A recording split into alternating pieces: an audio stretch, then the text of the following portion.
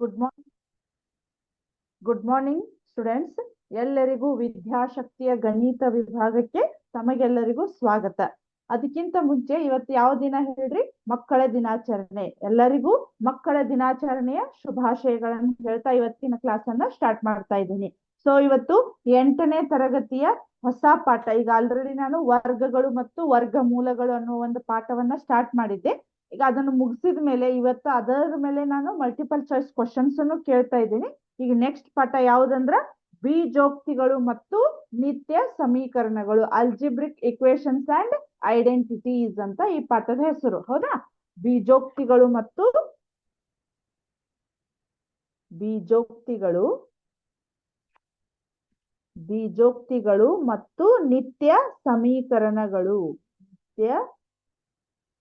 ಸಮೀಕರಣಗಳು.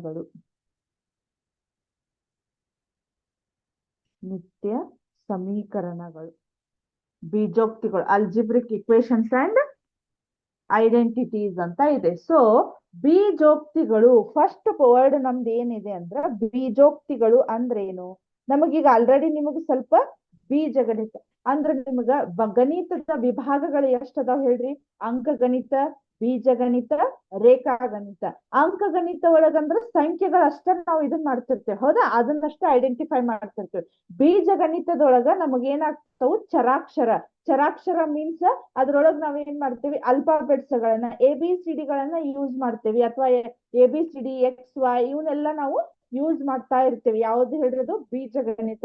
ಬರೀ ನಿಮಗ ಆ ಸಂಖ್ಯೆಗಳನ್ನ ನೋಡಿದ್ರೆ ಸಾಕು, ನಿಮ್ಗ ಇದು ಬೀಜಗಣಿತದ ಪಾರ್ಟ್ ಅಂತ ನಿಮ್ಗೆ ಐಡಿಯಾ ಬರ್ತೈತಿ. ಹೌದಾ? ಅದೇ ರೀತಿ ಜಾಮೆಟ್ರಿ ಅಂದ್ರ ಫುಲ್ ಡಯಾಗ್ರಾಮ್ಸ್ ಬರ್ತಾವ. ಹೌದಾ? ತ್ರಿಭುಜ, ಚತುರ್ಭುಜ ಈ ರೀತಿ ಬರುವಂತವು ಜಾಮೆಟ್ರಿ ಅಂದ್ರ ರೇಖಾಗಣಿತ ಆಗತ್ ನಮಗ. ಸೊ ಬೀಜೋಕ್ತಿಗಳು ಅರ್ಥ ಆಯ್ತಾ? ಈಗ ನಾನು ನಿಮಗೊಂದು ಎಕ್ಸಾಂಪಲ್ ಕೊಡ್ತೇನೆ. ನಾನೀಗ 2x ಅಂತ ಕರಿತೇನೆ. ಹೌದಾ? ಇದ್ರೊಳಗ ಎಕ್ಸ್ ಗೆ ಏನಂತ ಕರಿತೇವೆ ಗೊತ್ತಾ ನಿಮ್ಗ? ಎಕ್ಸ್ ಅಂದ್ರೆ ಏನ್ ಹೇಳ್ರಿ? ಇದಕ್ಕ ಚರಾಕ್ಷರ ಅಂತ ಕರಿತೇವಿ, ಅಥವಾ ಬೀಜಾಕ್ಷರ ಅಂತನೂ ಕರಿತೇವಿ. ಇದಕ್ಕೇನಂತ ಕರಿತೇವೆ ಹೇಳ್ರಿ? ಸ್ಥಿರಾಂಕ. ಹೌದಾ?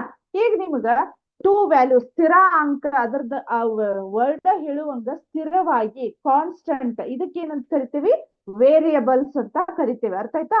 ಇದಕ್ಕ ಕಾನ್ಸ್ಟಂಟ್, ಇದು ವೇರಿಯಬಲ್ಸ್. ಇಲ್ಲಿ ನೋಡ್ರಿ 2x ಅಂತಂದ್ರ, ಈಗ ಫಾರ್ ಎಕ್ಸಾಂಪಲ್ ನಿಮ್ಗೆ 2 ಅಂತ ಇದೆ. ಸೊ ಇದು ಸ್ಥಿರಾಂಕ ಅಂದ್ರ ಅದ್ರದ್ದು ವ್ಯಾಲ್ಯೂ ನಿಮ್ಗ ಹಿಂದೂ ಚೇಂಜ್ ಆಗಿಲ್ಲ, ಇನ್ ಯಾವತ್ತೂ ಚೇಂಜ್ ಆಗುದಿಲ್ಲ. ಸೊ ನಾ ಈಗ ಫಾರ್ ಎಕ್ಸಾಂಪಲ್ ನಿಮ್ಗೆ 2 ಹಣ್ಣುಗಳನ್ನ ತೊಗೊಂಬರ್ರಿ ಅಂತ ಹೇಳಿದ್ದೇನೆ.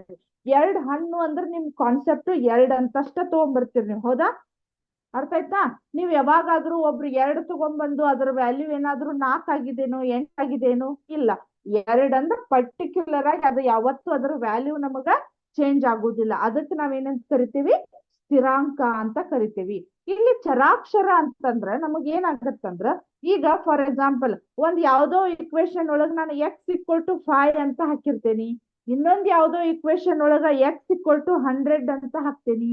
x=-20 ಅಂತ ಹಾಕ್ಬೋದು. ಅಂದ್ರ ಆ ಎಕ್ಸ್ ವ್ಯಾಲ್ಯೂ ಆ ಸಮೀಕರಣಕ್ಕೆ ತಕ್ಕಂಗ, ಇಕ್ವೇಶನ್ ತಕ್ಕಂಗ ನಮಗ್ ಏನಾಗ್ತಾ ಇರ್ತೈತಿ ಹೇಳ್ರಿ? ಚೇಂಜ್ ಆಗ್ತಾ ಇರ್ತೈತಿ. ಅದಕ್ಕ ನಾವ್ ಅದನ್ನ ಏನಂತ ಕರಿತೇವಿ? ವೇರಿಯಬಲ್ಸ್ ಅಥವಾ ಚರಾಕ್ಷರ ಅಂತ ಕರಿತೇವಿ. ಈಗ ನೆಕ್ಸ್ಟ್ ನಾವ್ ಎದಕ್ ಹೋಗೋಣ? ಬೀಜೋಕ್ತಿಗಳು. ಆ ಬೀಜೋಕ್ತಿಗಳ ಕಾನ್ಸೆಪ್ಟ್ ಬರಾಕ ನಾನ್ ನಿಮಗ ಇವನ್ನೆಲ್ಲಾ ಎಕ್ಸಾಂಪಲ್ಸ್ ಗಳನ್ನ ಕೊಟ್ಟಿದ್ದೇನೆ. ಸೊ ಬೀಜೋಕ್ತಿಗಳು ಅಂದ್ರ ಸ್ಥಿರಾಂಕ ಮತ್ತು ಚರಾಕ್ಷರಗಳನ್ನು ಒಳಗೊಂಡಂತಹ ಸಂಖ್ಯೆಗೆ ಅಥವಾ ಪದಕ್ಕ ನಾವೇನಂತ ಕರಿತೀವಿ? ಬೀಜೋಕ್ತಿಗಳು ಅಥವಾ ಅಲ್ಜಿಬ್ರಿಕ್ ಇಕ್ವೇಶನ್ಸ್ ಅಂತ ಕರಿತೇವಿ. ಅರ್ಥ ಆಯ್ತಾ? ಸ್ಥಿರಾಂಕನೂ ಇರ್ತೈತಿ, ಚರಾಕ್ಷರನೂ ಇರ್ತೈತಿ. ನಾನ್ ನಿಮ್ಗೆ ಹಂಗ ಏನೋ ಒಂದು ಬೀಜಗಣಿತದ ಇಕ್ವೇಶನ್ ಬರೀರಿ ಅಂದ್ರೆ ನೀವು ಯಾವ ರೀತಿ ಬರೀತೀರಿ? x+5 ಅಂತ ಬರೀಬಹುದು, ಅಥವಾ 2x+1 ಅಂತ ಬರೀಬಹುದು. ಹೌದಾ? ಇಲ್ಲಿ ಏನಾಗಿದೆ ಹೇಳ್ರಿ? ಚರಾಕ್ಷರನೂ ಅದೇ, ಸ್ಥಿರಾಂಕನೂ ಅದ. ಅವಕ್ಕ ನಾವೇನಂತ ಕರಿತೀವಿ? ಬೀಜೋಕ್ತಿಗಳು ಅಂತ ಕರಿತೀವಿ. ಇನ್ ಜನರಲ್ ಬೀಜ ಪದಗಳು ಅಂತ ಕರಿತೇವಿ. ಅರ್ಥ ಆಯ್ತಾ? ನಾ ಬರ್ಸ್ಬಹುದು ಇದನ್ನ. ಸ್ಥಿರಾಂಕ ಮತ್ತು ಚರಾಕ್ಷರಗಳನ್ನೊಳಗೊಂಡ ಸಂಖ್ಯೆಗೆ ಅಥವಾ ಸಮೀಕರಣಕ್ಕೆ, ಹೌದಾ? ಚರಾಕ್ಷರಗಳನ್ನೊಳಗೊಂಡ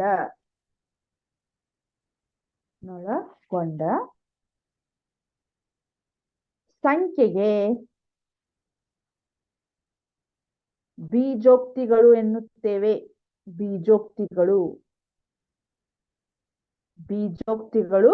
ಎಂದು ಕರೆಯುತ್ತಾರೆ ಅಥವಾ ಎನ್ನುತ್ತೇವೆ, ಹೌದಾ? We call constant and variables. ಅವನ್ ಎರಡು ಸೇರಿಸಿದಂತಹ ಬರ್ದಿರ್ತಕ್ಕಂತ ಒಂದು ಬೀಜ ಪದೋಕ್ತಿಗೆ ಅಥವಾ ಬೀಜ ಪದಕ್ಕೆ ನಾವೇನಂತ ಕರಿತೀವಿ? ಬೀಜೋಕ್ತಿಗಳು ಅಂತ ಕರಿತೇವೆ. ಅರ್ಥ ಆಯ್ತಾ? ಇದಕ್ಕೆ ಎಕ್ಸಾಂಪಲ್ ಅಂದ್ರ, ಫಾರ್ ಎಕ್ಸಾಂಪಲ್ 2x, ಹೌದಾ? ಉದಾಹರಣೆ. ಆಮೇಲೆ 5xy, ಹೌದಾ? ಇದು ಒಂದು ನಮಗ ಬೀಜೋಕ್ತಿ. ಬಟ್ ಎರಡು ಚರಾಕ್ಷರಗಳಿದಾವ ಇದ್ರಾಗ, ಎಕ್ಸ್ ಮತ್ತ y ಅನ್ನು ಚರಾಕ್ಷರಗಳು. ಆಮೇಲೆ 2x-3, ಹೌದಾ? ಇನ್ನು ಬಹಳ ಇದಾವ, ನಾವು ಬೇಕಾದಂಗ ಎಕ್ಸಾಂಪಲ್ಸ್ ಗಳನ್ನ ಕೊಡಬಹುದು. ಬೀಜೋಕ್ತಿಗಳು. ನಿತ್ಯ ಸಮೀಕರಣಗಳು ಇದಾವಲ್ಲ, ಅದನ್ನ ಇನ್ನು ಹೇಳ್ಕೊತ ಇದು ಫಸ್ಟ್ ಮುಗಿಸೋಣ, ಆಮೇಲೆ ನಿಮಗೆ ಎಕ್ಸ್ಪ್ಲೇನ್ ಮಾಡ್ತೇನೆ ನಿತ್ಯ ಸಮೀಕರಣಗಳ ಅಂದ್ರೆ ಏನು ಅಂತ ಹೇಳಿ. ಕರೆಕ್ಟಾ? ಬೀಜೋಕ್ತಿಗಳು ಗೊತ್ತಾಯ್ತು ನಿಮಗ. ಈಗ ನೆಕ್ಸ್ಟ್ ಏನಂದ್ರ ಬೀಜ ಪದಗಳು, ಅಪವರ್ತನಗಳು ಮತ್ತು ಸಹಗುಣಕಗಳು ಅಂತ ಹೇಳ್ತಾ ಇದ್ದೀನಿ. ಕರೆಕ್ಟಾ? ಇದು ಗೊತ್ತಾಯ್ತು ನಿಮಗ. ಈಗ ಬೀಜ ಪದಗಳು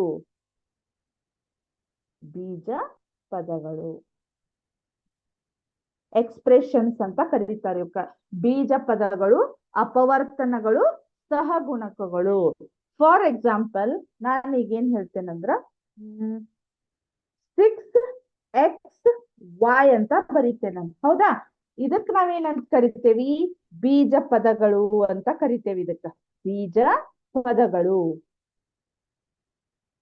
6xy ಗೆ ನಾವೇನಂತ ಕರಿತೇವಿ? ಬೀಜ ಪದಗಳು ಅಂತ ಕರಿತೇವಿ. ನೆಕ್ಸ್ಟ್ ಇನ್ನೊಂದು ವರ್ಡ್ ಏನ್ ಕೊಟ್ಟಿದೆ ನೋಡ್ರಿ, ಅಪವರ್ತನಗಳು.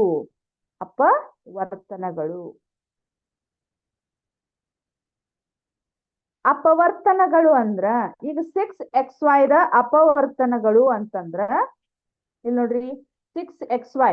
ಈಗ 6 ಯಾವ್ಯಾವ ಮಗ್ಗಿ ಒಳಗ್ ಬರ್ತೈತಿ? ಸ್ಟಾರ್ಟಿಂಗ್ ಇಂದ ನೋಡ್ರಿ, 1 ಅಂತೂ ಇರ್ತೈತಿ, ನೆಕ್ಸ್ಟ್ 2 ಇರ್ತೈತಿ, ನೆಕ್ಸ್ಟ್ 3 ಇರ್ತೈತಿ, ಬಿಟ್ರ 6 ಇರ್ತೈತಿ, ಹೌದಾ? ಇವು 6ರ ಅಪವರ್ತನಗಳು. ಅಂದ್ರ 6 ಯಾವ್ಯಾವ ಮಗ್ಗಿ ಒಳಗ್ ಬರ್ತೈತಿ ಅಂತ ನಿಮಗ್ ಕಾನ್ಸೆಪ್ಟ್. ಆಮೇಲೆ ಇನ್ನೊಂದು ಅಪವರ್ತನ, ಇವೆರಡು ಉಳಿದು, ಇವೇನು ಮಗ್ಗಿ ಅಂತೇನಿಲ್ಲ, ಜಸ್ಟ್ ನಾವು ಇವನಷ್ಟ ಬರಿಬೇಕು. ಇವಕ್ ನಾವೇನಂತ ಕರಿತೀವಿ? ಅಪವರ್ತನಗಳು. 6xy ನ ಅಪವರ್ತನಗಳು 1 2 3 6xy ಅಂತ ಅರ್ಥ ಆಯ್ತು. ಕರೆಕ್ಟ್? ಅಪವರ್ತನಗಳು. ನೆಕ್ಸ್ಟ್ ಸಹಗುಣಕಗಳು. ಒಂದ್ರೊಳಗ ನಾನು ನಿಮಗೆಲ್ಲ ಎಕ್ಸಾಂಪಲ್ಸ್ ಗಳನ್ನ ಕೊಡ್ತಾ ಇದ್ದೇನೆ. ಆಮೇಲೆ ಕ್ವಶನ್ಸ್ ಕೇಳ್ತೇನೆ, ಸ್ವಲ್ಪ ಅಲರ್ಟ್ ಆಗಿರಿ ಅಷ್ಟೇ. ಸಹಗುಣಕಗಳು ಅಂದ್ರ, ಈಗ ನಾನು y ನ ಸಹಗುಣಕ ಯಾವುದು ಅಂತ ಕ್ವಶನ್ ಕೇಳ್ತೇನೆ. y ನ ಸಹಗುಣಕ ನೀವೀಗ ನಿಮ್ ಫ್ರೆಂಡ್ಸಿಗೆ ಅಂತಿರ್ತೀರಿ ನೋಡಿ Kannada word. Correct Kannada word ಏನಂತ ಯೂಸ್ ಮಾಡ್ತೀರಿ ಹೇಳ್ರಿ? ಸಹಪಾಠಿಗಳು ಅಂತ ಹೆಸರು ಕೇಳಿದಿರಿ? ಸಹಪಾಠಿಗಳು. ಫ್ರೆಂಡ್ಸ್ ಅಂದ್ರು ಒಂದ, ಗೆಳೆಯ ಅಥವಾ ಗೆಳತಿಯರು ಅಂದ್ರು ಒಂದೇ. ಇನ್ನೂ ಒಂದು ವರ್ಡ್ ಯಾವ್ದಂದ್ರ ಸಹಪಾಠಿಗಳು. ಅಂದ್ರ ನಿಮ್ಮ ಜೊತೆನೆ ಓದುವಂತವ್ರು. ಸಹ ಅಂದ್ರ ಸಂಗಡ ಅಂತಾರಲ್ಲ. ಸೊ ಈ ವಾಯದ ಜೊತೆ, ಅದರ ಅರ್ಥನ ಇದು ಸಹ ಗುಣಕಗಳು. ಅದ್ರ ಜೊತೆಗಿನ ಗುಣಾಕಾರ ಆಗಿರುವಂತಹ ಗುಣಕಗಳು ಅಂತ ಕರೀತಾರು. ಸೊ ವಾಯದ ಸಹಗುಣಕ 6xy, ಅಥವಾ ಎಕ್ಸ್ ದ ಸಹಗುಣಕ 6y, ಅಥವಾ 6 ದ ಸಹಗುಣಕ xy ಅಂತ ಆಯ್ತು. ಅರ್ಥ ಆಯ್ತಾ? ಒಮ್ಮೊಮ್ಮೆ ಏನ್ ಕೇಳ್ತಾರೋ, xy ನ ಸಂಖ್ಯಾ ಸಹಗುಣಕ. ಸಂಖ್ಯೆಯನ್ನ ಅಷ್ಟ ಹೇಳ್ಬೇಕು ನಾವು. ಈಗ ಎಕ್ಸ್ ನ ಸಂಖ್ಯಾ ಸಹಗುಣಕ ಅಂತೇಳಿ ನಾ ಅಲ್ಲಿ y ಹೇಳ್ಬಾರ್ದು, ಬರೇ 6 ಅನ್ನಷ್ಟೇ ಹೇಳ್ಬೇಕು. ಈಗ ಗೊತ್ತಾಯ್ತಾ? ಇದು ಸಹಗುಣಕಗಳ ಕಾನ್ಸೆಪ್ಟ್ ಅರ್ಥ ಆಯ್ತು ನಿಮ್ಗ? ಈಗ ಇನ್ನೊಮ್ಮೆ ಹೇಳ್ತೇನೆ ನೋಡ್ರಿ. y ದ ಸಹಗುಣಕಗಳು ಯಾವುವು? 6x. ಅಥವಾ ಎಕ್ಸ್ ನ ಸಹಗುಣಕಗಳು 6y, ಅಥವಾ 6 ನ ಸಹಗುಣಕಗಳು xy. xy ನ ಸಹಗುಣಕ ಸಂಖ್ಯಾ ಸಹಗುಣಕ ಅಂತಾನು ಕರೀತಾರ. ಅದಕ್ಕ 6y ಅಂತ ಆಯ್ತು. ಅರ್ಥ ಆಯ್ತಾ? ಇವಕ್ ನಾವೆಲ್ಲ ನೀವ್ ಯಾವ್ಯಾವ ಕಲಿತ್ರಿ ಹೇಳ್ರಿ? ಬೀಜ ಪದಗಳು, ಅಪವರ್ತನಗಳು, ಮತ್ತ ಸಹಗುಣಕಗಳನ್ನ ಕಲಿತ್ರಿ. ಈಗ ನೋಡ್ರಿ ನೆಕ್ಸ್ಟ್ ಬರುವ ಏಕಪದೋಕ್ತಿ, ದ್ವಿಪದೋಕ್ತಿ ಮತ್ತು ಬಹುಪದೋಕ್ತಿ ಅಂತ ಇದೆ. ಹೌದಾ? ಏಕಪದೋಕ್ತಿ ಇಲ್ಲೇ ಫಸ್ಟ್ನೇದೇನಂದ್ರ ಏಕಪದೋಕ್ತಿ. ಏಕಪದೋಕ್ತಿ ಒಂದೇ ಒಂದು ಪದವನ್ನು ಹೊಂದಿರುವ ಬೀಜೋಕ್ತಿ ಅಥವಾ ಬೀಜ ಪದ. ಒಂದೇ ಒಂದು ಪದವನ್ನ ಹೊಂದಿರುವಂತಹ ಬೀಜೋಕ್ತಿ, ಬೀಜ ಪದ. ಒಂದೇ ಒಂದು ಬೀಜ ಪದ ಹೊಂದಿರುವ ಬಹು ಬೀಜೋಕ್ತಿ. ಬೀಜ ಪದ ಹೊಂದಿರುವ ಬೀಜೋಕ್ತಿಗೆ ನಾವೇನಂತ ಕರಿತೀವಿ? ಏಕಪದೋಕ್ತಿ. ಅಲ್ಲಿ ಬರೀ ನಿಮಗೆ ಹೆಸರನ್ನ ಗೊತ್ತಾಗ್ತೈತಿ ನಿಮಗ. ಏಕ ಅಂದ್ರ ಒಂದೇ ಒಂದು. ಅದಕ್ಕೆ ನಾವು ಎಕ್ಸಾಂಪಲ್ಸ್ ಗಳಂದ್ರೆ ಯಾವ ಅಂದ್ರ 2x, ಹೌದಾ? ಒಂದೇ ಪದ ಆಯ್ತದ. ಆಮೇಲೆ 6y, ಆಮೇಲೆ 7z. ಈ ರೀತಿ ಇರುವಂತವಕ್ಕೆಲ್ಲ ನಾವೇನಂತ ಕರಿತೀವಿ? ಏಕ ಪದೋಕ್ತಿ ಅಂತ ಕರಿತೀವಿ. ನೆಕ್ಸ್ಟ್ ದ್ವಿಪದೋಕ್ತಿ. ದ್ವಿಪದೋಕ್ತಿ ದ್ವಿ ಅಂದ್ರೆ ಏನಿರ್ಬೋದು ಗೆಸ್ ಮಾಡ್ರಿ. ದ್ವಿ ಅಂದ್ರೆ ಎರಡು. ಸೇಮ್ ಇದೇ ಡೆಫಿನೇಷನ್. ಒಂದೇ ಒಂದು ಬೀಜ ಪದ ಹೊಂದಿರುವ ಬೀಜೋಕ್ತಿ. ಇಲ್ಲೇ ಎರಡು ಬೀಜ ಪದ ಹೊಂದಿರುವ ಬೀಜೋಕ್ತಿ. ಎರಡು ಬೀಜ ಪದ ಹೊಂದಿರುವ ಬೀಜೋಕ್ತಿ. ಎರಡು ಬೀಜ ಪದ ಹೊಂದಿರುವ ಬೀಜೋಕ್ತಿ. ಎರಡು ಬೀಜ ಪದ ಹೊಂದಿರುವ ಬೀಜೋಕ್ತಿ. ಇಲ್ಲೇನಾಗತ್ ನೋಡ್ರಿ, ಸೇಮ್ ಇವನ್ನ ಎಕ್ಸಾಂಪಲ್ಸ್ ಗಳು ನಿಮಗೆ ಸ್ವಲ್ಪ ಕನ್ಫರ್ಮ್ ಆಗ್ಲಿ ಅನ್ನೋ ದೃಷ್ಟಿಯಿಂದ ನಾವನ್ನ ಬರೀತೇನೆ. 2x + 1. ಹೌದಾ? ಅಲ್ಲಿ +1 ಇನ್ನೊಂದು ಪದವನ್ನ ಬರೆದಾಗ ಅದು ಏನಾಗತ್ತೆ ಹೇಳ್ರಿ ನಮಗ? ಇನ್ನೊಂದು ಪದ ಯಾವ್ದಾಗತ್ತ? ದ್ವಿಪದೋಕ್ತಿ ಆಗತ್ತ. ಇದಕ್ಕ ನಾನು 6y - 3 ಅಂತ ಬರಿಬಹುದು. ಆಮೇಲೆ 7z + 6 ಅಂತ ಬರಿಬಹುದು. ಇವೆಲ್ಲ ನಮಗೆ ಏನಾಗತ್ತ ಹೇಳ್ರಿ? ದ್ವಿಪದೋಕ್ತಿ ಅಂತ ಆಗತ್ತ. ನೆಕ್ಸ್ಟ್ ತ್ರಿಪದೋಕ್ತಿ. ನಿಮ್ ಬುಕ್ ಒಳಗ ತ್ರಿಪದೋಕ್ತಿ ಕೊಟ್ಟಿಲ್ಲ ಅವರು. ಇಲ್ಲಿ ಏನಾಗತ್ತ ಹೇಳ್ರಿ? ಬಹುಪದೋಕ್ತಿ ಅಂತ ಕೊಟ್ಟಿರ. ಬಹುಪದೋಕ್ತಿ ಯಾಕೆ ತ್ರಿಪದೋಕ್ತಿ ಕೊಟ್ಟಿಲ್ಲ ಅಂದ್ರ, ಬಹುಪದೋಕ್ತಿ ಅಂದ್ರ ಈಗ ಒಂದ್ ಪದ ಆಯ್ತು, ಎರಡ್ ಪದ ಆಯ್ತು, ಮೂರು ಅಥವಾ ಮೂರಕ್ಕಿಂತ ಹೆಚ್ಚು ಪದಗಳನ್ನ ಹೊಂದಿದಾಗ ನಾವ್ ಏನಂತ ಕರಿತೀವಿ? ಬಹುಪದೋಕ್ತಿ ಅಂತ ಕರಿತೀವಿ. ಏಕಪದೋಕ್ತಿ, ದ್ವಿಪದೋಕ್ತಿ, ತ್ರಿಪದೋಕ್ತಿ ಅಂದ್ರ ಮೂರು ಪದಗಳನ್ನ ಹೊಂದಿರತಕ್ಕಂತಹ ಬೀಜೋಕ್ತಿಗೆ ನಾವೇನಂತ ಕರಿತೀವಿ? ತ್ರಿಪದೋಕ್ತಿ ಅಂತ ಕರಿತೀವಿ.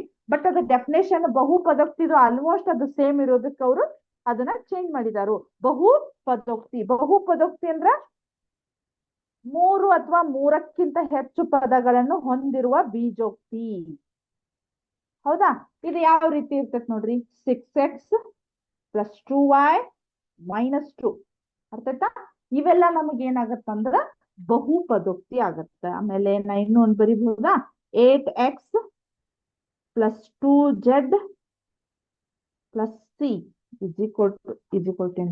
ಇವೆಲ್ಲ ನಮಗ ನೀವ್ ಯಾವ್ದಾದ್ರು ಸಂಖ್ಯೆ ತಗೋಬಹುದು. ಆದ್ರ ಕಂಟಿನ್ಯೂ ಆರ್ಡರ್ ಒಳಗೋರು ತಗೋರಿ. ನೀವ್ ಹೆಂಗಾದ್ರೂ ತಗೋಬಹುದು. ಇವು ಏಕಪದೋಕ್ತಿ, ದ್ವಿಪದೋಕ್ತಿ, ಬಹುಪದೋಕ್ತಿ. ಹೌದಾ? ನೀವು ಸ್ವಲ್ಪ ಕೇರ್ಫುಲ್ ಆಗಿ ಕಲೀರಿ ಇವನ್ನ. ಸಂಖ್ಯಾ ಸಹಗುಣಕಗಳು, ಅಪವರ್ತನಗಳು, ಆಮೇಲೆ ಇನ್ನೊಂದು ಯಾವ್ದು ಹೇಳ್ರಿ? ಬೀಜ ಪದಗಳು, ಬೀಜೋಕ್ತಿಗಳು ಅಂದ್ರೇನು ಕಲ್ತ್ರಿ. ಈಗ ಒಂದಿಷ್ಟು ಇದನ್ನ ತೋರಿಸ್ತೇನೆ ನಿಮಗ. ಆಮೇಲೆ ನಿಮಗ ಇದನ್ನ ತೋರಿಸ್ತಿದ್ದಲ್ರಿ. ಒಂದ್ ಸೆಕೆಂಡ್.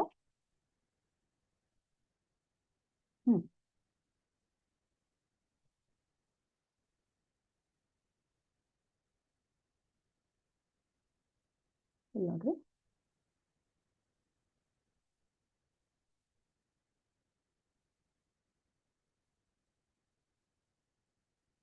ವಾಟ್ ಈಸ್ ಅಲ್ಜಿಬ್ರಾ ಅಂತದೆ. ಹೌದು, ಒಂದ್ ಸೆಕೆಂಡ್. ಇಲ್ಲಿ ಹಾ, ಇಲ್ಲಿ ನೋಡ್ರಿ, ಬೇಸಿಕ್ ಟರ್ಮ್ ಅಂತ ಇದೆ.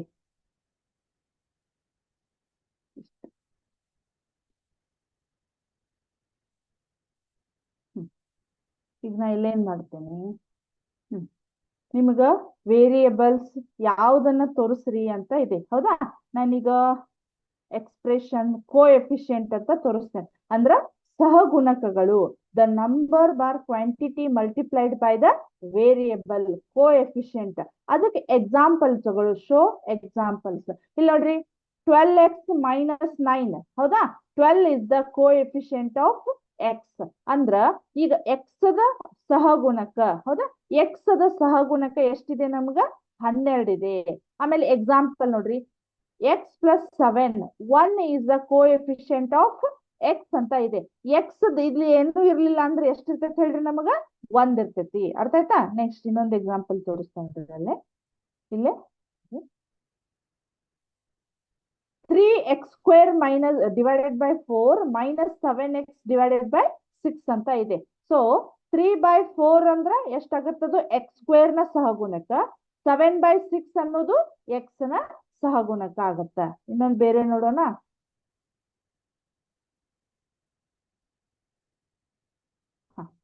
ಇಲ್ಲಿ ಏನ್ ಮಾಡೋದು? Simplest, correct, simplify, coefficient, constant, term, inverse operations, ಇವೆಲ್ಲ ನಿಮಗೆ ಗೊತ್ತಾಗಲ್ಲ. ಸಿಂಪ್ಲೆಸ್ಟ್ ಫಾರ್ಮ್ ನೋಡೋಣ. ಇದಕ್ಕೆ ಎಕ್ಸಾಂಪಲ್ ಇವು ನಿಮಗೇನು ಇದಿಲ್ಲ, ಇವು ನಿಮ್ಗೆ ಸಿಂಪ್ಲಿಫೈ ಮಾಡೋದು ನೆಕ್ಸ್ಟ್ ಬರ್ತಾವ, ಅವಾಗ ನೆಕ್ಸ್ಟ್ ತೋರಿಸ್ತೇನೆ. ಇದು ಗೊತ್ತಾಯ್ತಾ? ಇನ್ನೊಂದು ತೋರಿಸ್ತೇನೆ ನಿಮ್ಗೆ. ಇದಾದ್ರೆ ನಿಮಗೆ ಕರೆಕ್ಟ್ ಆಗಿ ಗೊತ್ತಾಗ್ತದೆ.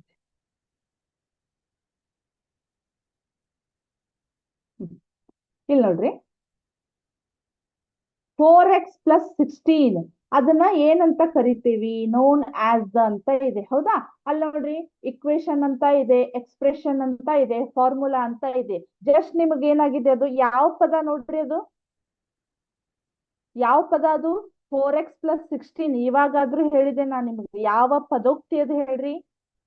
ದ್ವಿಪದೋಕ್ತಿ.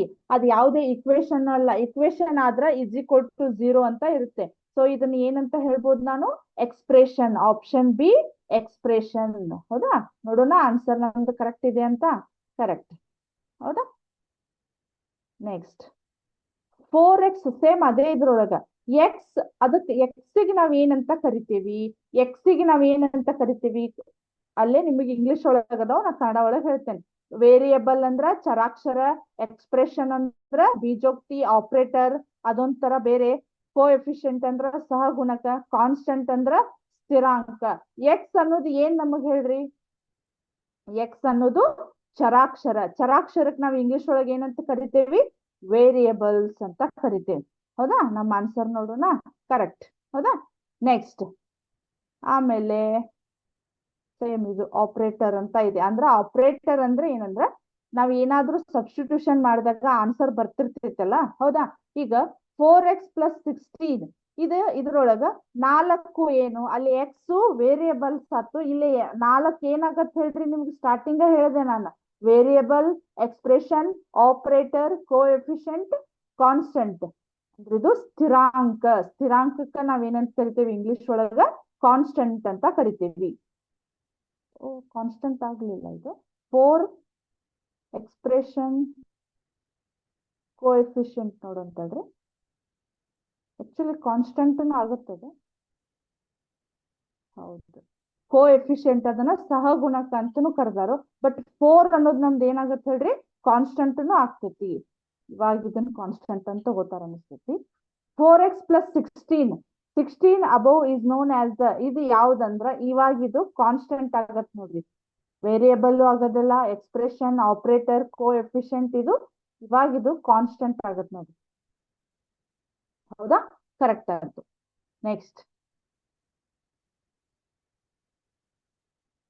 ಈಗ ಏನಾಗತ್ ನೋಡ್ರಿ, ಇದು 4x is in the above is known as the variable, expression, term, coefficient, constant. ಹೌದಾ? ಇಲ್ಲ ನೋಡ್ರಿ, ಐ ಥಿಂಕ್ ಟರ್ಮ್ ಆಗ್ಬೋದು ಅನಿಸ್ತೈತಿ. ಹೌದಾ? ಅದೊಂದು ಟರ್ಮ್ ನೋಡೋಣ. ಹಾ, ಕರೆಕ್ಟ್, ಟರ್ಮ್. ಹೌದಾ? ಇದು ಸಿಂಪ್ಲಿಫೈ ಮಾಡೋದೆಲ್ಲ ನಿಮ್ಗೆ ಏನಾಗ್ತೈತಿ? ಇನ್ನು ನಾ ಹೇಳಿಲ್ಲ. ಈಗ ಹೇಳೋಕ್ಕಿಂತ ಮುಂಚೆ ನಿಮ್ಗೆ ಹೇಳಿದ್ರದು ಸರಿಯಾಗಿ ಅಂಡರ್ಸ್ಟ್ಯಾಂಡ್ ಆಗೋದಿಲ್ಲ. ಅದ್ ನೆಕ್ಸ್ಟ್ ಹೇಳಿದಾಗ ನಾನು ನಿಮಗೆ ಇದನ್ನ ತೋರಿಸ್ತೇನಂತ. ಅರ್ಥ ಆಯ್ತಾ? ಇದು ನೆಕ್ಸ್ಟ್ ಮುಂದೆ ಹೋಗೋಣ ಈಗ ನಿಮ್ಗ ಏಕಪದೋಕ್ತಿ, ದ್ವಿಪದೋಕ್ತಿ ಮತ್ತ ಬಹುಪದೋಕ್ತಿಯನ್ನ ಹೇಳಿದೆ ನಾನು. ನೆಕ್ಸ್ಟ್ ಈಗ ಏನ್ ಬರ್ತೈತ್ ನೋಡ್ರಿ, ಉದಾಹರಣೆನೂ ಬರ್ಸಿದೆ. ನೆಕ್ಸ್ಟ್ ಬೀಜ ಪದಗಳೊಳಗ, ಬೀಜೋಕ್ತಿ ಒಳಗ ನಮಗ ಯಾವ ರೀತಿ ಬರ್ತಾವಂದ್ರ ಸಜಾತಿಯ ಬೀಜ ಪದಗಳು ಮತ್ತು ವಿಜಾತಿಯ ಬೀಜ ಪದಗಳು ಅಂತ ಬರ್ತಾವ. ಹೌದಾ? ಸಜಾತಿಯ ಬೀಜ ಪದಗಳು, ಸಜಾತಿಯ ಬೀಜ ಪದಗಳು, ಬೀಜ ಪದಗಳು.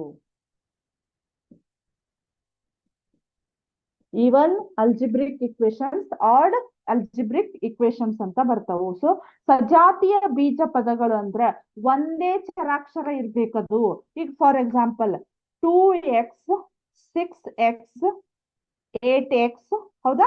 ಇವಕ್ಕೆಲ್ಲ ನಾವೇನಂತ ಕರಿತೀವಿ? ಸಜಾತಿಯ ಬೀಜ ಪದಗಳು ಅಂತ ಕರಿತೀವಿ. ಹೌದಾ?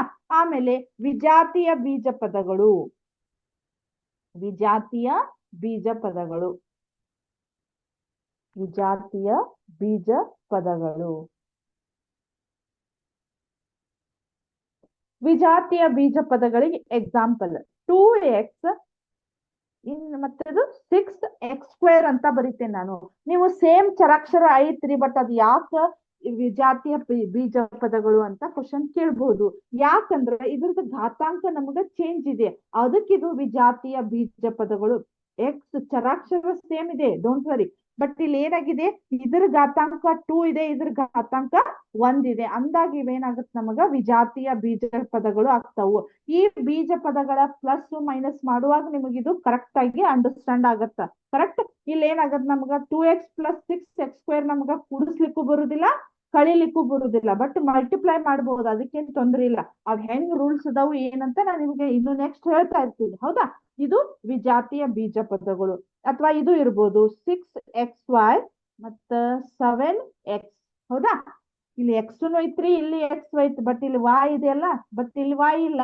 ಅವಾಗ ಇದು ವಿಜಾತಿಯ ಬೀಜ ಪದಗಳು ಅಂತ ಅನಿಸ್ಕೊತೈತಿ. ಅರ್ಥ ಆಯ್ತಾ? ನೆಕ್ಸ್ಟ್ 7x 5x² ಅಂತ ಇದೆ. ಹೌದಾ? 7x 5x², ಇದು ಕೂಡ ನಮಗ ವಿಜಾತಿಯ ಬೀಜ ಪದಗಳು, ವಿಜಾತಿಯ ಬೀಜ ಪದಗಳು. ಅರ್ಥ ಆಯ್ತಾ? ನಿಮಗೆ ಒಂದಿಷ್ಟು ಎಕ್ಸಾಂಪಲ್ಸ್ ಗಳನ್ನ ಕೊಟ್ಟಿದ್ದಾರೆ ನೋಡೋಣ.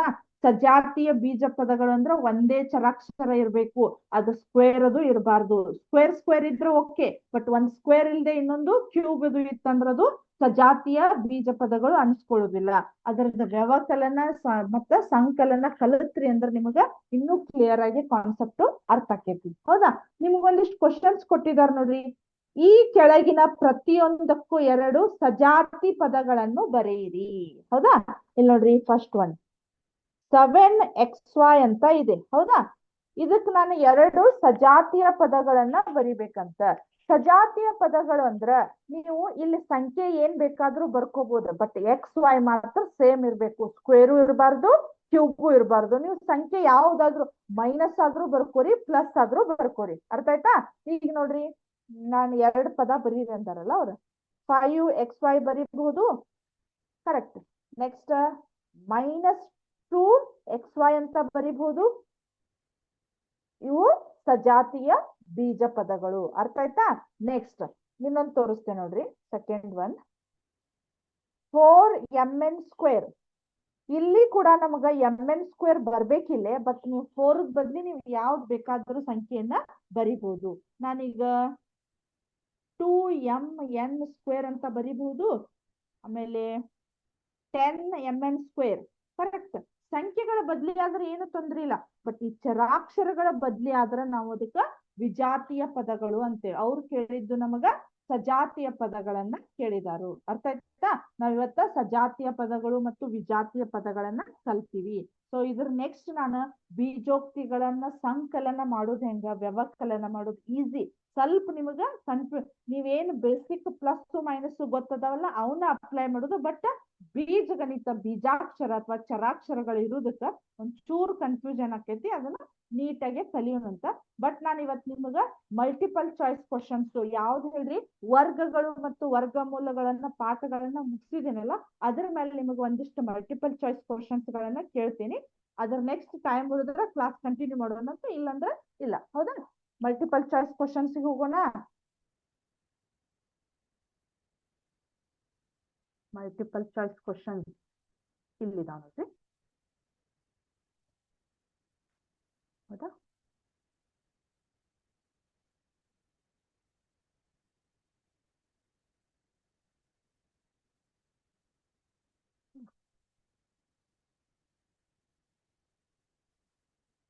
ಹೌದಾ?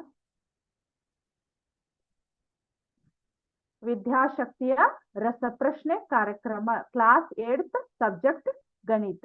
ಇದು ನಿಮ್ಗ ಹಿಂದಿನ ಕ್ಲಾಸ್ ಮುಗ್ದಿದ್ರೊಳಗಿಂದ ನಾನು ನಿಮ್ಗ ಕ್ವಶನ್ ಅನ್ನ ಕೇಳ್ತಾ ಇದ್ದೇನೆ. ಇವತ್ತ ಹೊಸ ಪಾಠವನ್ನ ಸ್ಟಾರ್ಟ್ ಮಾಡಿದ್ದೀನಿ, ಅದನ್ನ ನೆಕ್ಸ್ಟ್ ಕ್ಲಾಸ್ ಒಳಗ್ ಮತ್ ನಿಮ್ಗ ಕ್ವಶನ್ಸ್ ಗಳನ್ನ ಕೇಳೋಣಂತ.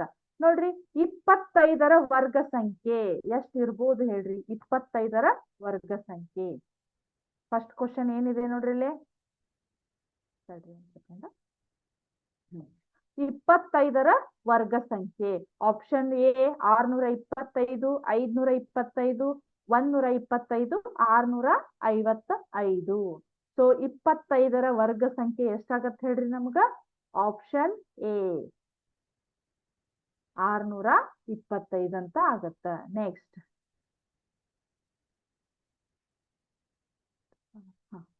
ಕೆಳಗಿನವುಗಳಲ್ಲಿ ತ್ರಿಭುಜಾಕಾರದ ಸಂಖ್ಯೆ. ತ್ರಿಭುಜಾಕಾರದ ಸಂಖ್ಯೆ ಇಲ್ಲಿ ನೋಡ್ರಿ, ನಿಮ್ಗ 2 ಅಂದ್ರ ಅದು ತ್ರಿಭುಜಾಕಾರ ಆಗುದಿಲ್ಲ. 4 ಅಂದ್ರ ಆಗ್ತೈತಿ ಅನ್ನೋದು ಚೌಕದ ರೂಪದೊಳಗ್ ಬರ್ತೈತಿ. 5 ಅಂದ್ರ ಅದು ಬರುದಿಲ್ಲ. ಬಟ್ 6 ಅನ್ನೋದು ನಿಮ್ಗ ತ್ರಿಭುಜದ ರೂಪದೊಳಗ್ ನಾನು ಬರಿಬಹುದು. ಕರೆಕ್ಟ್ ಅಂದ್ರೆ ಇದು ಆಪ್ಷನ್ ಡಿ. ನೆಕ್ಸ್ಟ್, ಒಂದು ಸಂಖ್ಯೆಯ ಬಿಡಿ ಸ್ಥಾನದಲ್ಲಿ ಒಂದನ್ನು ಹೊಂದಿದ್ದರೆ ಆ ಸಂಖ್ಯೆಯ ವರ್ಗ ಸಂಖ್ಯೆ. ಅಕಸ್ಮಾತ್ ಈಗ ಬಿಡಿ ಸ್ಥಾನದೊಳಗ್ 1 ಇತ್ತಪ್ಪ ಅಂದ್ರ ಅದ್ ಎಷ್ಟಾಗತ್ತೆ ಹೇಳ್ರಿ ನೋಡೋಣ. ಸಾರಿ, ಇದು 169 ಅಲ್ಲ. ಇಲ್ಲಿ ನೋಡ್ರಿ, ಈಗ ಫಾರ್ ಎಕ್ಸಾಂಪಲ್ 1 ಸ್ಕ್ವೇರ್ ಮಾಡ್ರಿ 1 ಬರ್ತೈತಿ. ಕರೆಕ್ಟ್. 9 ಸ್ಕ್ವೇರ್ ಮಾಡ್ರಿ 81 ಬರ್ತೈತಿ. ಕರೆಕ್ಟ್. ಇಲ್ಲಿ ನೋಡ್ರಿ, 91 1 ಇದೆ ಅಂತ ನಾವು ಬರೀಲಿಕ್ ಬರುದಿಲ್ಲ. ಬಟ್ 91 ಏನಾಗತ್ ನಮ್ಗ ವರ್ಗ ಸಂಖ್ಯೆ ಅಲ್ಲ. ಆಮೇಲೆ 144 ಅದು ಬರುದಿಲ್ಲ. 169 ಅದು ಬರುದಿಲ್ಲ. ಅಂದ್ರೆ ಆಪ್ಷನ್ ನಮ್ದು 121 ಆಗುತ್ತ. ಕರೆಕ್ಟ್. ನೆಕ್ಸ್ಟ್, ಒಂದು ಸಂಖ್ಯೆಯ ಬಿಡಿ ಸ್ಥಾನದಲ್ಲಿ 4 ಇದ್ದರೆ ಅದರ ಬಿಡಿ ಸ್ಥಾನದಲ್ಲಿರುವ ವರ್ಗ ಸಂಖ್ಯೆ ಎಷ್ಟಾಗತ್ ನೋಡ್ರಿ? 4 ಇದ್ರ ಬಿಡಿ ಸ್ಥಾನದಲ್ಲಿ 4 ಇದ್ರ ಎಷ್ಟಾಗತ್ತ? 16 ಅಂತೂ ಆಗತ್ತ. ಬಟ್ ಇಲ್ಲೇ ನೋಡ್ರಿ 4 ಅಂತೂ ಇದೆ ಆಪ್ಷನ್, ಅದು ಬರುದಿಲ್ಲ. ಆಮೇಲೆ ಏನಾಗತ್ತ? 36 ಇದೆ. ಹೌದಾ? 4 4 16. ಬಟ್ ಅದು 36 ಅನ್ನೋದು ಯಾವ್ದರ ವರ್ಗಮೂಲದ್ದು? 6ರದ್ದು, ಅದು ಬರುದಿಲ್ಲ. 144 ಅಂದ್ರ ಅದು ಬರುದಿಲ್ಲ. ಯಾಕಂದ್ರೆ ಇದರ ಬಿಡಿ ಸ್ಥಾನದೊಳಗ 2 ಇರ್ತೈತಿ. ಸೊ ಇದಕ್ಕೆ ನಮ್ದು ಆಪ್ಷನ್ ಏನ್ ಹೇಳ್ರಿ? 196. Correct answer. 5 ಮತ್ತು 6ರ ನಡುವೆ ಇರುವ ವರ್ಗ ಸಂಖ್ಯೆಗಳು ಅಲ್ಲದ ಸಂಖ್ಯೆಗಳು. ಅಲ್ಲದ ಸಂಖ್ಯೆಗಳು ಅರ್ಥ ಆಯ್ತಾ? ಇಲ್ಲಿ ನೋಡ್ರಿ, ಯಾವ ಸಂಖ್ಯೆಗಳು ಇರ್ಬೋದು? 5 ಮತ್ತು 6ರ ನಡುವೆ ಇರುವ ವರ್ಗ ಸಂಖ್ಯೆಗಳು ಎಷ್ಟು ಬರ್ತಾವಂದ್ರ, ಈಗ ನೋಡ್ರಿ 25 ಅದು ವರ್ಗ ಸಂಖ್ಯೆ. 26, 27, 28, 29, 30, 31, 32, 33, 34, 35, 36. 36 ನೆಕ್ಸ್ಟ್ ಎಷ್ಟಾಗತ್ತ? ಅದು ವರ್ಗ ಸಂಖ್ಯೆ. ಅಂದ್ರೆ ನಮ್ದು ಆಪ್ಷನ್ ಏನಿದೆ ಹೇಳ್ರಿ? 10 ಸಂಖ್ಯೆಗಳು ಬರ್ತಾವು. ನೆಕ್ಸ್ಟ್, 11ರ ವರ್ಗ ಸಂಖ್ಯೆ 121 ಆದರೆ, ಇಲ್ಲೊಂದ್ ಸ್ವಲ್ಪ ಟ್ರಿಕ್ಸ್ ನೋಡ್ರಿ.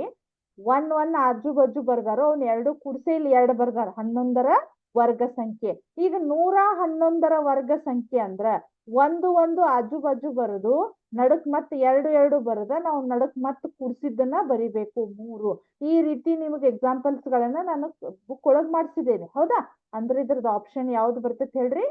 ಆಪ್ಷನ್ ಬಿ ಬರ್ತೈತಿ. ಕರೆಕ್ಟ್. ನೆಕ್ಸ್ಟ್,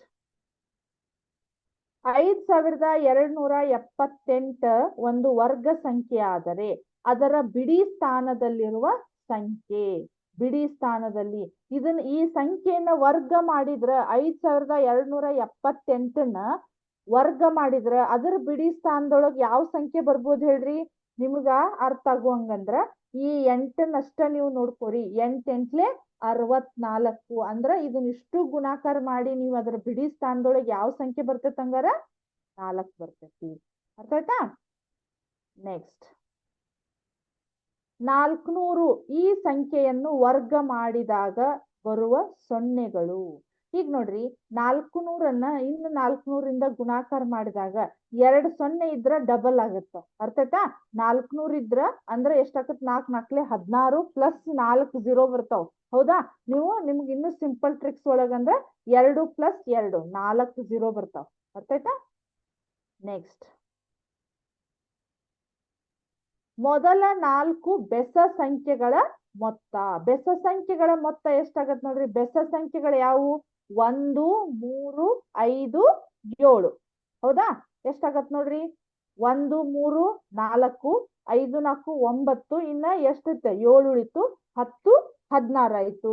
ಮೊದಲ 4 ಬೆಸ ಸಂಖ್ಯೆಗಳ ಮೊತ್ತ ಎಷ್ಟಾಯ್ತು? 16 ಆಯ್ತು. ನೆಕ್ಸ್ಟ್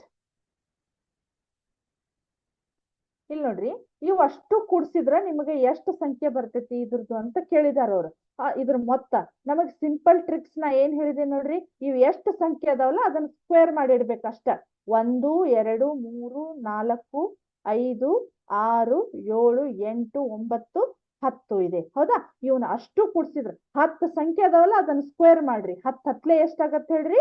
100 ಆಗತ್ತ. ಅಂದ್ರೆ ಇವನ್ನ ಅಷ್ಟು ಕೂಡ್ಸಿದ್ರೆ ನಮ್ಗೆ ಎಷ್ಟಾಗತ್ತ? 100 ಆನ್ಸರ್ ಬರ್ತೈತಿ. ಕರೆಕ್ಟ್? ಇದು ಸಬ್ಮಿಟ್ ಅಂತ ಕೊಡೋಣ. ಇವತ್ತಿಂದಿದು ಸ್ಕ್ವೇರ್ ಮತ್ತು ಸ್ಕ್ವೇರ್ ರೂಟ್ಸ್ ಒಳಗಿನ ನಮ್ದು ಯಾವ್ದು ಹೇಳ್ರಿ ರಸಪ್ರಶ್ನೆ ಅಥವಾ ಕ್ವಿಜ್ ಕಾಂಪಿಟೇಷನ್ ಅದು ಮುಗೀತು. ಅರ್ಥ ಆಯ್ತಾ? ನೆಕ್ಸ್ಟ್ ಬೀಜೋಕ್ತಿಗಳನ್ನ ಅದನ್ನ ಸಿಲೆಬಸ್ ಮುಗಿಸ್ದಾಗ ನಾ ಮತ್ತೆ ಹೇಳ್ತೇನೆ. ಅರ್ಥ ಆಯ್ತಾ? ಸೊ ಇಲ್ಲಿವರೆಗೆ ಹೇಳಿದಂತ ನಿಮ್ಗ ಬೀಜೋಕ್ತಿಗಳು ಮತ್ತು ನಿತ್ಯ ಸಮೀಕರಣಗಳು ಪಾಠ ಅಂಡರ್ಸ್ಟ್ಯಾಂಡ್ ಆಯ್ತು. ಮತ್ತೆ ಅದ್ರ ಜೊತೆಗೆ ನಾನು ಮಲ್ಟಿಪಲ್ ಚಾಯ್ಸ್ ಕ್ವಶನ್ಸ್ ಕೇಳಿದ್ದು ನಿಮ್ಗ ಕರೆಕ್ಟ್ ಆಯ್ತು ಅಂತ ತಿಳ್ಕೊತೀನಿ. ಮುಂದಿನ ಕ್ಲಾಸ್ ಒಳಗ ಉಳಿದಿದ್ದನ್ನ ನೆಕ್ಸ್ಟ್ ಕ್ಲಾಸ್ ಒಳಗ ಹೇಳ್ತೇನಂತ. Thank you.